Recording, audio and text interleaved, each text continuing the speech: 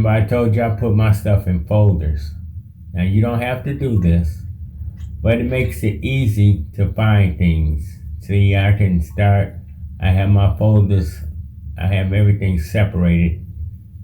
And when I go to my personal folders, see, like this one is where my JVD folder is, and I can find backdrops and certain photos, and I don't have to spend all day looking all over the computer.